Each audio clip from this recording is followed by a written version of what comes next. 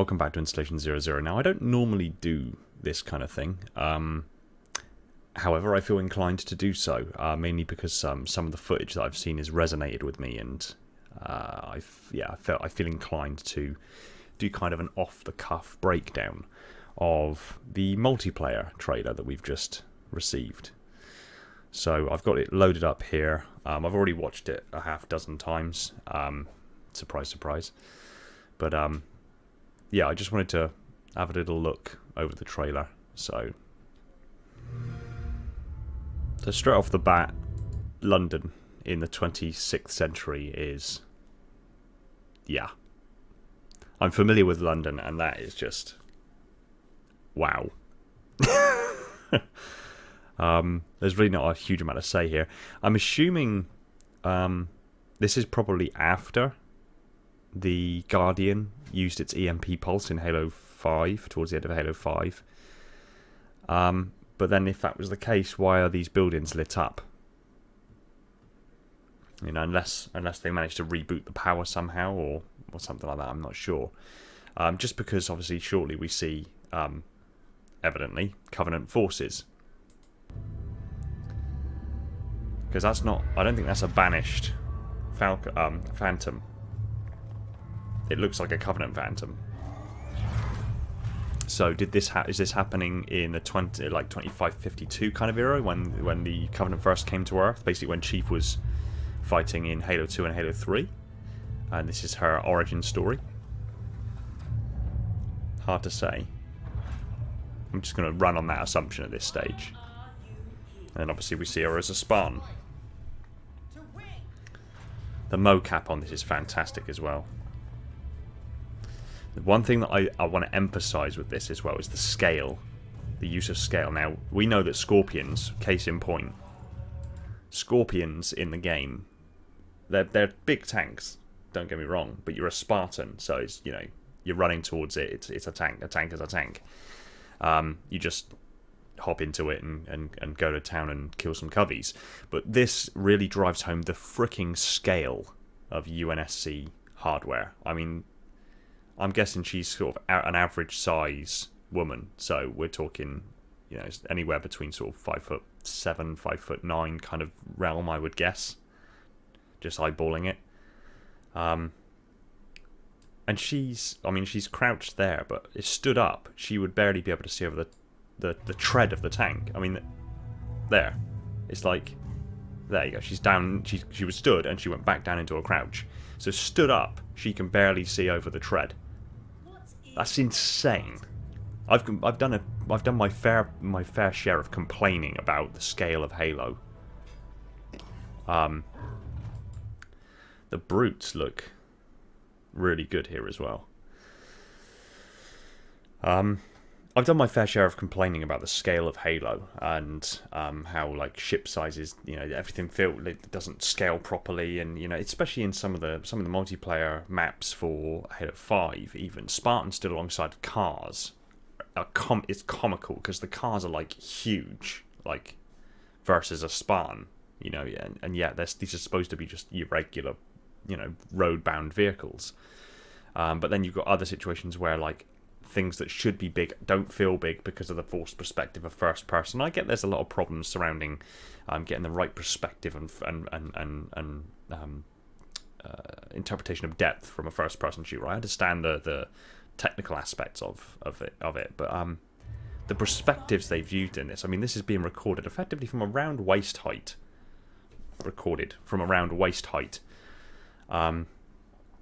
Which gets across just how big everything is.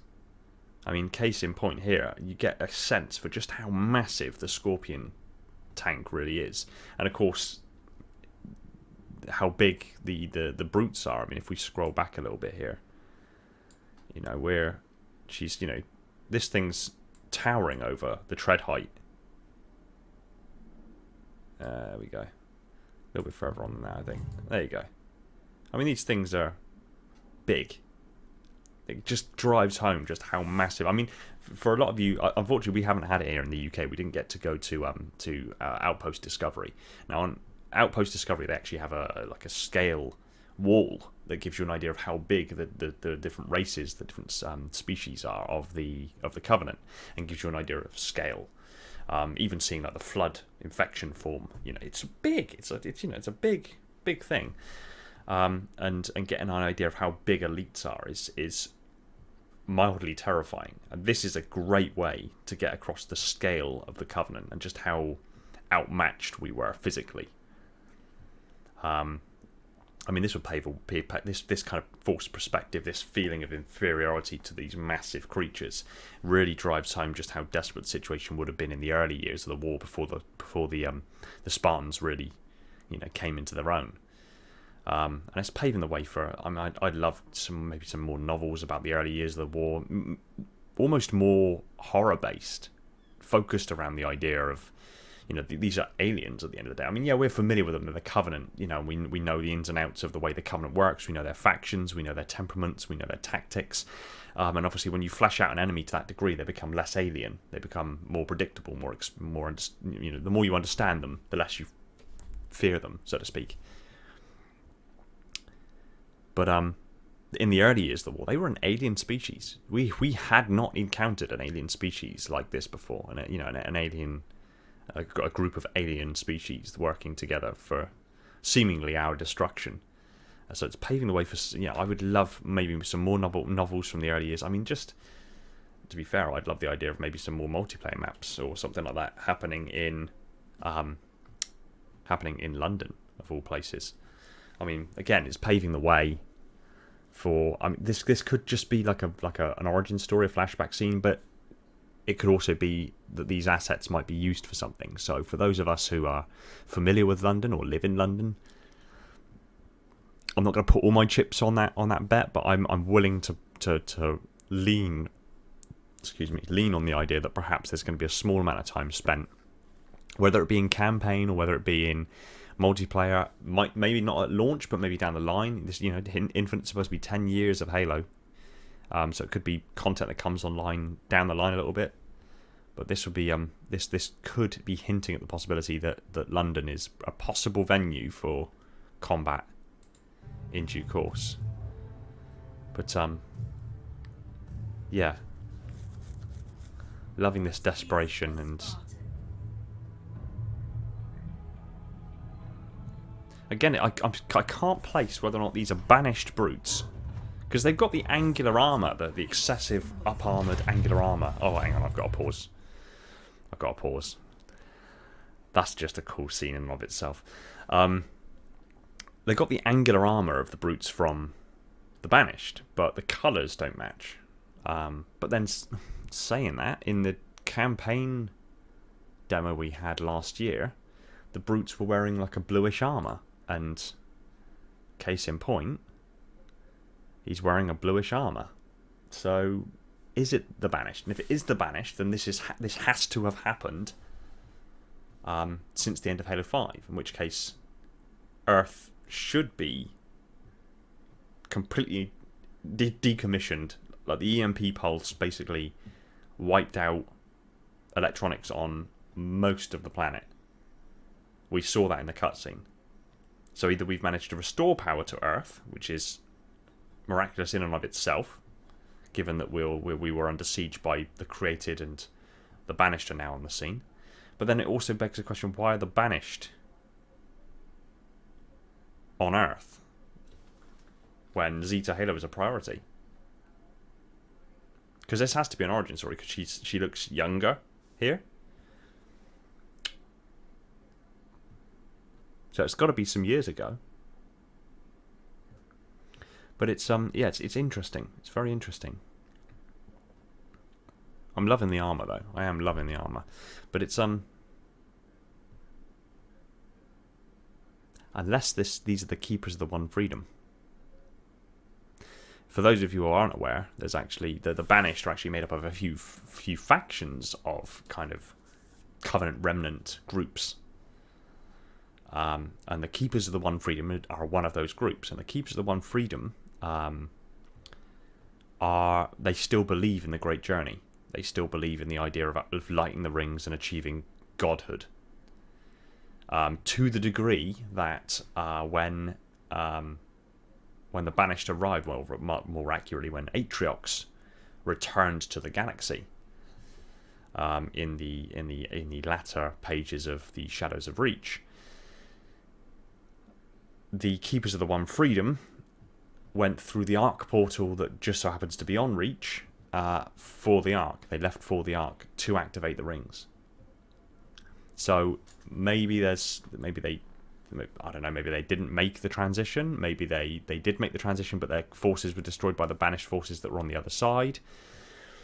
Maybe they realised they still needed something from Earth. I don't know. There's a lot of hypothesis at the moment, not enough information. So I'm just spitballing ideas. But this, the weight of this, bang,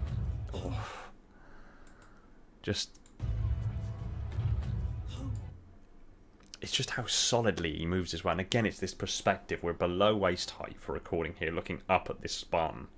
It drives home how powerful and how big Spartans really are. Where there is none.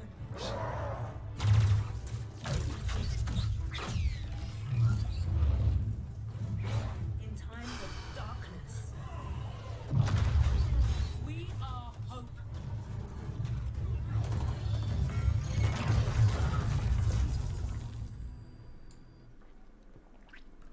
So initially I thought that might be where she lost her leg, but we see her walking shortly. But again, it's the fact that these Spartans are seemingly Spartan 4s, and they're wearing the Gen 3 platform. That screams to me that this can't be happening at around the 2552 mark. This can't be happening when the Covenant first came to Earth. So these can't be the Covenant. They have to be the Banished. But then that means that at some point after the Guardian EMP'd Earth, we got the power on again, and the Banished came and found us. Is that why we went to Zeta Halo? Did we go to Zeta Halo to run from them? Or did we think there was something on Zeta Halo that we needed to stop them? Don't know. We are hope.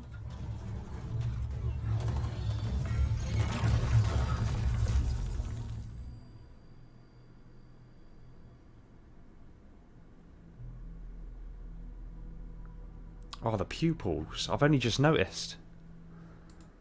Her pupils, like, they've got the animation, like the dilation of the pupils and everything like that, with the detail in that. I mean, I know we're getting a lot of that nowadays in games in general, and it's fantastic to see the fidelity of the graphics getting that high. It really is. But we've never really had that level in Halo before. So for a Halo fan, before anything else, before a content creator, before anything else, as a Halo fan, seeing that fidelity in Halo is fantastic. It really is. It's like I was always, years back, I was always a purist. I always thought that the idea of having cutscenes that are pre-rendered is kind of an abomination almost for Halo, because a lot of the cutscenes were rendered in engine. Halo CE cutscenes were rendered in engine. Halo 2, original Halo 2, cutscenes rendered in engine. Halo 3, cutscenes rendered in engine. 343 took over. Halo 4 had those pre-rendered cutscenes. I mean, Halo Wars 1 and Halo Wars 2 had the pre-rendered cutscenes. Halo 4 had the pre-rendered cutscenes. Halo 5 had the pre-rendered cutscenes. Halo Infinite, I'm guessing these are pre-rendered cutscenes. They have to be pre-rendered cutscenes. They might be done in engine, but they're definitely pre-rendered. They're not done on the go in the engine while you're playing, because the fidelity is much too high if you have to keep all the other assets and everything else going at the same time. It's like you can, for example, in Halo 4, you notice there's a fidelity difference between the cutscenes, say the very start, the prologue and the epilogue cutscenes, like where Chief is stood on the observation deck of the Infinity looking out into space, and Lasky joins him. The quality that you see in his armor, when you hear the Didact speech, the quality and the movement and everything is much higher fidelity than, say, the cutscenes in the midst of the game, where, for example, Chief comes across the Spartan 4s and Lasky and Palmer for the first time. There's a drop in graphical fidelity because that is actually rendered in game as opposed to pre-rendered with the first and last cutscenes, and obviously the key cutscenes through the game as well. So the seeing this level of fidelity just adds life to the Halo universe. The pores on her skin even, and this, like, a perfect scene here to get across scale. We're very, as a species, we're familiar with hands and things like that, and because they're our tools, they're some of the first things we notice as babies, and we very quickly understand how to utilize them. And we also, as we grow, we understand the intimacy of a handhold and things like that, and you know, offering a hand to someone. So to choose this scale again, where you're above her, looking down the arm, effectively, of the Spartan. And you see this massive hand in the foreground, and then her hand reaches across. And again, I'm assuming she's an average-sized woman, and seeing that scale difference between a Spartan hand and a normal human just reiterates how massive Spartans really are. And bearing in mind, these are Spartan 4s. These are the smaller of the Spartans. Not by a massive amount, but they are smaller. Case in point. I mean, that battle was evidently something, because that Spartan's minorly injured. Limp. He's got a bit of a limp going, having to be carried somewhat by his mate.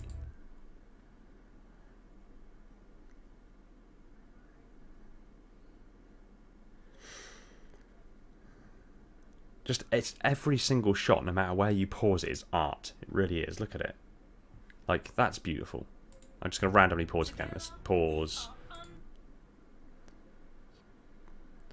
Slight little bit of motion blur there, but that's beautiful. Like, there's, like, even, like, there was a, if I scroll back a little bit then to her, there's a little bit of lens flare here.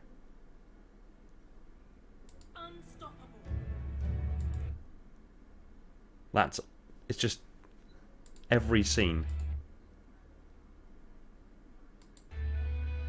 It's like the I Love Bees kind of thing, isn't it? Literally, just. I mean, that is so, quote unquote, photorealistic that you could genuinely be fooled into thinking they actually mocap. That's not mocap. That's actually acted out.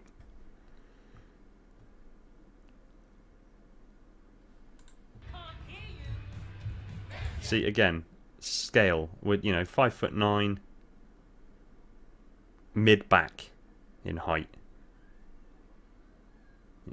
I'm guessing she's around 5'9", so, you know, it's just the scale. I think that's the one thing I've taken away from this trailer, is the scale, the use of angles, the use of perspective to drive home. That's cool, seeing her symbol on the armor as well. The character development as well in such a short trailer. I mean, what, you know, sort of 2.5 minutes of trailer. The character development just for that short amount of time is fantastic. I mean, Jesus, I just love that. That's a beautiful scene in and of itself. See, this is what I'm saying. The Spartan, there were Spartan 4s that landed. They were wearing Gen 3. We know for a fact that Gen 3, we know for a fact the Spartan 4s really didn't go live until, I think some of the earliest ones were in 2553 or 54, as I recall. There might have been a couple a little earlier than that, but they were I think they were allocated directly to the construction of the Infinity. And then really the Spartan 4s only became popular, should we say, 2557, and Gen 3 earliest was created in 2558 or 59, something like that, as I recall from the HUD BIOS readout in the earlier trailers. So this has to be happening well past.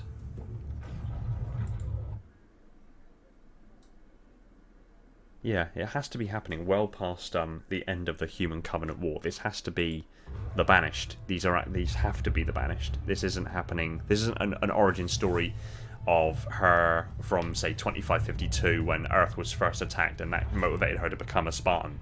This is later. Why are you here? To fight. To win. Which means there's not a lot in it.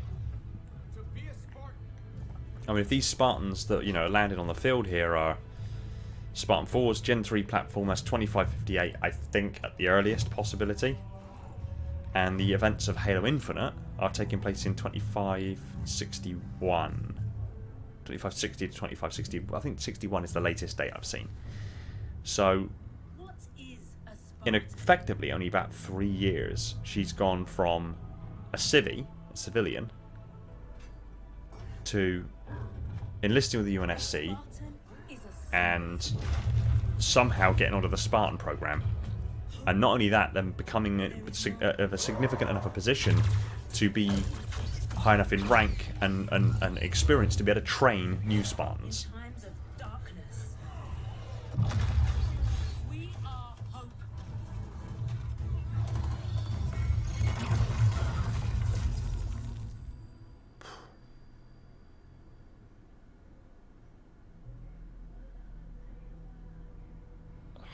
See, again, it's these angles. And together, Perfect. Absolutely perfect. together, we are unstoppable. Sense of scale, sense of urgency, good origin story, fantastic character development, fantastic graphical fidelity. You ready? Brilliant. I can't hear you. Absolutely brilliant.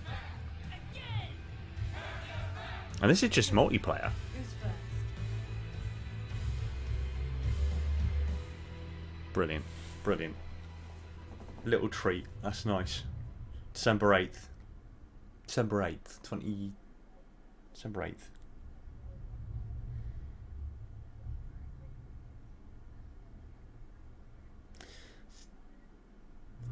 December 8th, 343rd day of the year, perhaps?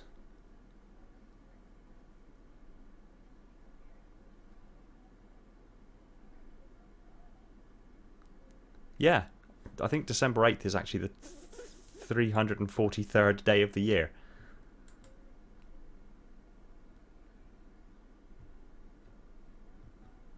Awesome. Yeah, like I said, I don't normally do this sort of thing. I just thought I'd do it this kind of quickly off the cuff, give my my impressions and my perspectives, give sort of some ideas about what's going on. I think really just there's not enough information at the moment, but I think just scanning through this, first and foremost, fantastic origin story, fantastic character development, fantastic graphical fidelity, beautiful scenery, beautiful visual scenery. I mean, that's just wow. Again, I'm familiar with London. Big Ben still being there, not a surprise at all. One, it just immediately gives away where it is. It gives away the location. But two, it is one of those buildings that will be preserved and maintained for centuries. It's just going to be. It's inevitable. It's one of the kind of the symbols, icons of London. So, but just then you've got this. It's just something about like Big Ben, so recognisable, quite old, and iconic for good old London. And then these massive skyscrapers that are like just futuristic. But then again, you've got like buildings that look more like London buildings, like old London buildings. But then you've got these additional additives to it, sloped ceiling, sloped roofs, and things like that perhaps lead up to other structures and things above it. Like certain, I mean, there's something with preservation orders effectively on certain buildings, like listed buildings and things like that. So if some of these buildings are listed, I mean, you can guarantee that the clock tower, Big Ben is. Big Ben isn't technically the clock; it's the biggest bell inside the top. But colloquially, Big Ben will definitely be listed along with maybe some of these building fronts, and then obviously land value is such that we need to build. Population increases, we need to build. Economy and the need to innovate over time. I mean, we're talking centuries. So that's why skyscrapers exist. When you stop building out, you start building up. And if you've got listed buildings in the way, you build on the top of them, but you can't destroy them. So you do stuff like that, where you've effectively kind of built around and on top of them, which is it's clever. It's clever. It's a brilliant thought went into whoever it was that thought about, or the team that went into thinking about almost bringing London into the 26th century. But it's still got those iconic kind of I'm using Luke's terms now, Hidden Experience terms, iconic. It's still got those iconic sort of shapes and forms and things like that we're familiar with for Halo, like the tunnels that we're familiar with from New Bombassa, and the kind of road style and the lights that go over the roads and things like that. It's still,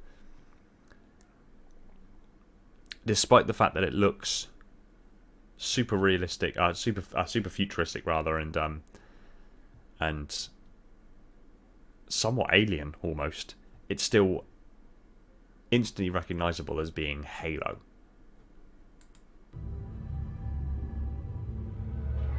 But I think the takeaways are really well executed. It looks fantastic, and you bearing in mind this isn't campaign though. They're advertising it. This is multiplayer, so you are effectively looking at the origin story of a multiplayer character. Which again leads me on the thought process that they're continuing with a narrative-driven multiplayer. Why are you here? To fight. To win. Yeah, I think the things we can take away from this are, I'm rambling a little bit now, but I think the things we can take away from this are, these are definitely the Banished. This is happening in May from 2558-ish onwards. The scale of everything is fantastic. They're really pushing on the scale, and this just how grand the Spartans are, how powerful they are, how big everything is. They're leaning on that, which is good. Because again, the whole idea of the soft reboot is that mankind are on the back foot again, where we're the underdogs again, and a really good visual way to push across we're the underdogs is to push sense of scale.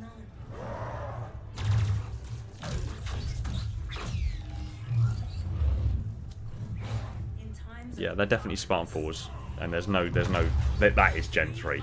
There's no debate. So this is 2558 onwards.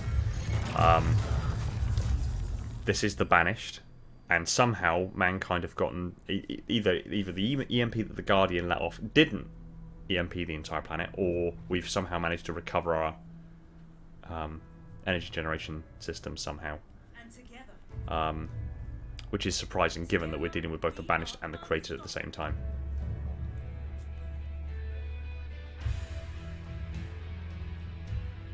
Interesting. Very interesting. I'm very excited. I know we've had some interesting news, regarding the co-op has been taken out and a few other bits and pieces, and I understand the concern. But hey, if we've got campaign and multiplayer and it's looking like this already, I think we're in for a good show nonetheless. So yeah, right. I'll leave you with that then, guys. Take it easy and find peace in the domain.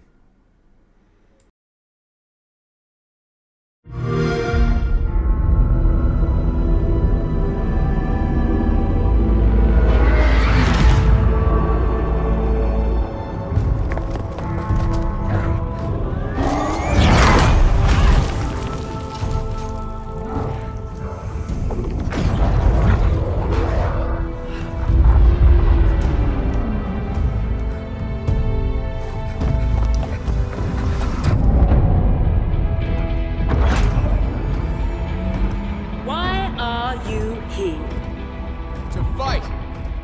To win! To be a Spartan.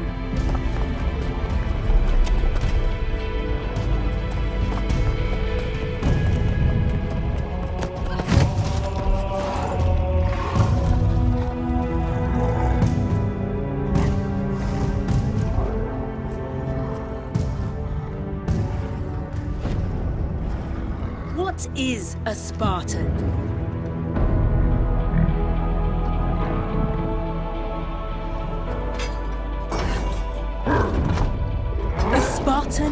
a symbol.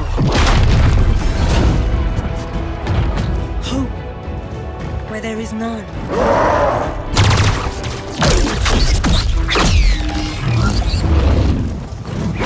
In times of darkness, we are hope.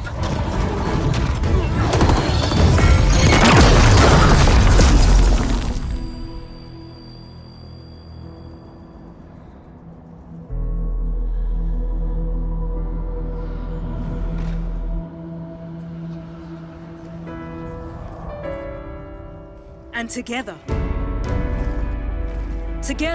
we are unstoppable.